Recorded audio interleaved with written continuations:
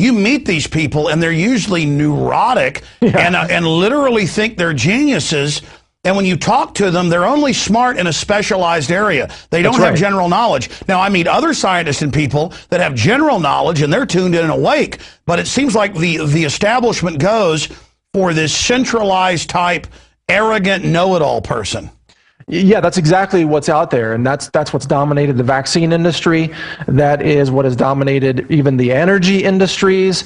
You know, science has a lot of promise, but it has also given us, sadly, a lot of circle the wagons, circular logic, the self-supporting scientists who abandon ideas that should really be able to help us, such as, for example, free energy technology, which I believe exists. We know cold fusion exists. Or even regular off the grid. They won't come and inspect and give you the permit in most states. That's right. If you have your own off the grid, they'll harass you. But, everything's government paid for if you tie into the grid.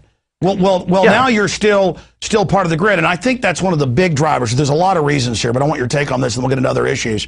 Because big corporations, and I'm all for free market, but these are monopoly men, invest in different technological ideas. Once they invest in it, there can't ever be any oversight. They can't ever admit dangers because now it's seen simply as a product. Well, that's right, and what's really astonishing is that by running our world on these dangerous nuclear power designs, they're putting human civilization in grave danger. They're risking everything. They're risking the future of human life on our planet in order to protect their corporate profits in the nuclear power industry. We need to dismantle. I mean, I've never been an opponent of nuclear power just to be an opponent of it. But now understanding this risk of a solar flare and how it could cascade into the power systems, I think we must really look at changing nuclear power to a passive cooling design or dismantling the existing power structures. Look, this is a 1940s type system. It's extremely dangerous. It's a huge industry now in nuclear weapons and the rest of it. That's why they go with the old reactor systems, is so they get fissile material to build more weapons. That's right. And they're destroying our entire future. You know, Dr. Busby, who advises the EU and the British government, he said a lot of his colleagues think they're doing all of this to reduce fertility because they know fertility has plunged everywhere where you have nuclear reactors and also the development of the fuel. And so this is all part of a larger eugenics operation. It's clear now with the disaster in the last year, yesterday in France, the disaster in Canada that got no attention, the 50s disaster in Simi Valley that was bigger than Chernobyl that was covered up, Chernobyl, Fukushima, and government then trying to lie, getting caught, and no one even gets in trouble. At least the Japanese resigned. Here they would be promoted like 9/11. It's time to get rid of nuclear power. It's time to get it out of the ships. I totally agree. The boats. It's time to get it out of the subs. Look, they've got 2 reactors in Austin, and they're so good at keeping it quiet. I tell people at, cocktail parties, and they laugh at me saying, I would have heard. They're both up at the J.J. Pickle Center in North Austin. They're both dangerous research. And for folks that don't know about nuclear power, that means they're turning them on and off all the time. They're doing tests up there. And they've got research reactors all over the country. They've got level 4 bioweapons labs with stuff that will kill all humans it comes in contact with, that makes airborne Ebola look like child's play in hundreds of facilities in level 2 and level 3 containment. Again, it's like the corporate whores that run things have a death wish, and they want me to be scared of men with beards and turbans, and I'm sick of it. Right.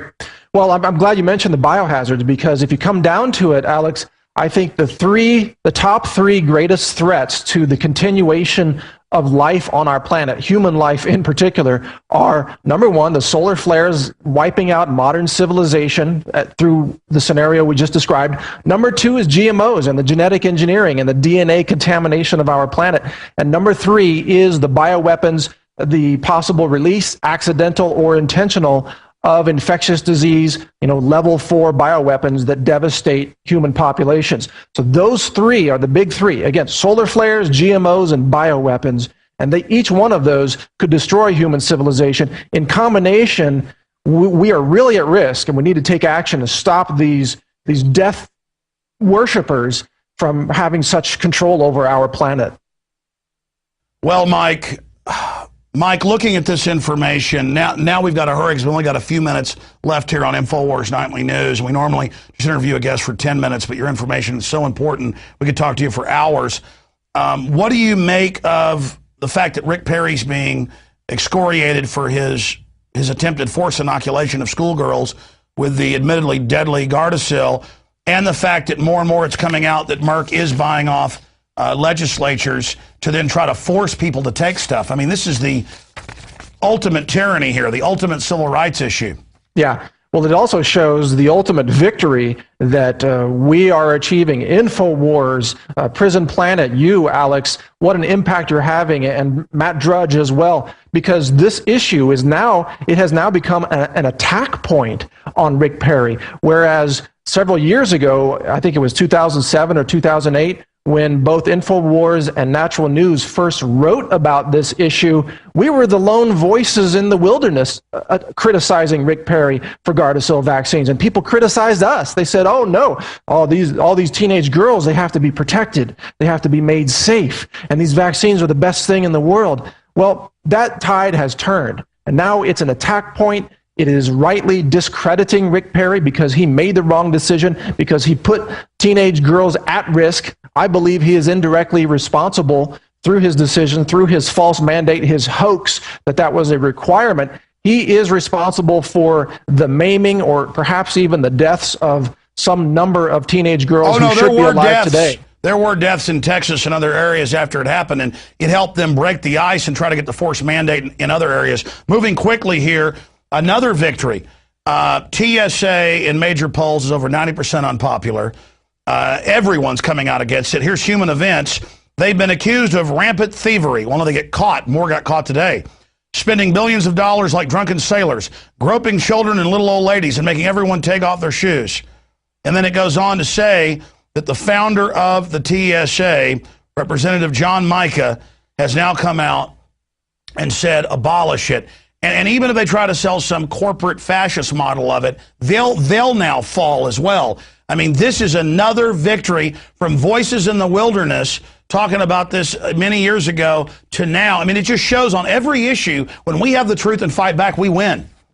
Absolutely. This is a huge victory, but it's also an urgent warning, because you know very well what government agencies do when they feel they're about to be squeezed out of existence. They create false flag attacks. So you can bet the TSA, somebody within the TSA, maybe rogue agents, maybe somebody up at the top, is trying to figure out how can they stay relevant in a time when people are sick and tired of them. And the answer to that is to stage an attack in an airport. And we saw them practicing this before, I believe, in Minnesota, in fact. Stage an attack to make the TSA look like it's actually doing something, even though it isn't. So well, they just got caught in Arizona trying to get plastic explosives on a plane, real plastic explosives. Right. And of course, the underwear bomber, where admittedly they got him on the plane, he was all drugged out, came out. The State Department was ordered to do that. I mean, and this just hangs out there in plain view. Well, Mike Adams, it's great having you in Central Texas. You're going to be sitting in and doing the radio show this Friday, 11 a.m. to 2 p.m. Central, naturalnews.com. And I know you'll be covering this and a lot more. Mike Adams, thank you so much for joining us tonight. Thank you, Alex. Great to join you. Have a great show. You too, my friend. All right, ladies and gentlemen, that's it with Mike Adams, and that concludes InfoWars Nightly News. We'll be back tomorrow night, 7 p.m. Central Standard Time, 8 p.m. Eastern. 5 Pacific, 6 Mountain. If you believe in what we're doing, or if you believe in the First Amendment and the work we're putting in here to cover real issues, please become a PrisonPlanet.tv member. Please buy friends and family memberships. Please spread the word about InfoWarsNews.com and all the new things we're adding, the new features. I mean, the crew here, the work, the research. We passionately believe in human liberty. And again, I want to thank all the members of PrisonPlanet.tv. I want to ask you all to record these shows. We're going to launch a lot of new systems. Well, this will be delivered on tabletop systems to subscribers. We've got a lot of TV networks and systems, but we're developing the show right now, and we couldn't have done this without you. Please also visit the online video bookstore at Infowars.com, because we couldn't have done any of this without your support. I'm Alex Jones, signing off for InfoWars Nightly News from the front lines of the Info War. Lord willing, we'll see you back tomorrow night, 7 p.m.